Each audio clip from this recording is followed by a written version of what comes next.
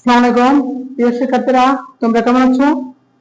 তোমরা অবগত আছো যে নবম দশম শ্রেণীর একটি গণিত কোর্স চলমান। আজকে আমরা আলোচনা করব তোমাদের নবম দশম শ্রেণীর 4.1 সূচকে 13 নম্বর অঙ্কটি নিয়ে।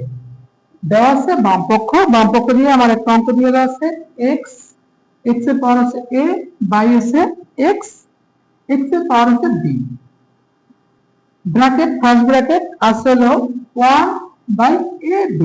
এইটা একটা অঙ্ক মান দেওয়া আছে। আরেকটা মান দেওয়া আছে x এর পাওয়ার হলো b বাই x এর পাওয়ার হলো c first bracket 1 by b c। আরেকটা মান দেওয়া আছে x এর পাওয়ার হলো c, আরেকটা আছে x এর পাওয়ার a। এটা মান দেওয়া আছে 1 বাই a c a। এই হলো আমার অঙ্ক দিয়ে দেওয়া আছে। এটা মান হলো 1। দেখো এটা সহজভাবে কিভাবে সমাধান করা যায়। x আছে x, এটা আছে x, দুইটা x। কটা x? দুইটা x। উপরে একটা নিচে একটা, উপরে একটা নিচে একটা। তো উপরে আর নিচে দুইটা একটা আমরা কমন নেই, এই একটা কমন নিলাম, একটা কমন নিলাম। আছে কি? এই a ভাগের পরিবর্তে বিয়োগ, ভাগের পরিবর্তে কি হয়? বিয়োগ। এই বিয়োগ b। ফার্স্ট ব্র্যাকেট আছে আসলে a সমস্ত a বাই b ইনটু এই একটা x, একটা দুইটা x আছে। কটা x আছে? দুইটা x একটা আমরা কটা x কমন নেব? একটা x কমন নিলাম। একটা x দুইটা x একটা একটা x কমন। দুইটা x একটা একটা x দুটি কমন। এটা হলো উপরে আছে কি? b power minus c। Power ভাগের পরিবর্তে কি? বিয়োগ হয়। পাওয়ার আছে a by b c into একটা x দুইটা x করে দুইটা x একটা x দুইটা x একটা x কমন। কয়টা x কমন? একটা x কমন। এই একটা x common c minus a। পাওয়ার আছে কি? পাওয়ার আছে 1 বাই c a। এখন আমরা দেখো এই তো x আছে, এইটা আছে পাওয়ার, এইটা আছে পাওয়ার। পাওয়ারের পরে আমরা গুণ হয়ে যায়। গুণ হলে এই x এইটা আছে উপরে, এই 1 আছে উপরে a মাইনাস b আর নিচে হলো a c ইনটু এইটা x এইটা উপরে চলে দিবে b মাইনাস c নিচে হলো b c ইনটু এই x পাওয়ার আছে c minus a by c a। আমরা এটা গুণ করে দিলাম, এটার সাথে এটা গুণ করলে উপরে চলে গেছে, এটার সাথে এটা গুণ করলে এটা উপরে চলে গেছে, এটার সাথে এটা গুণ করলে উপরে চলে গেছে। এখন এটা x তিনটা x এর একটা x আমরা কমন নেই। যদি কমন নেই থাকে হলো b minus a by b c plus b minus c সমান b c plus c minus a by c a। সবগুলো এটা গুণ আছে, গুণটাকে যোগ হয়ে যাবে। গুণ থাকলে কি হবে? যোগ। এখন দেখো এগুলো আমরা লসাগু করি। এগুলো কি করি? আমরা লসাগু করি। x a b c দুইটা a আছে, দুইটা b আছে, দুইটা c আছে।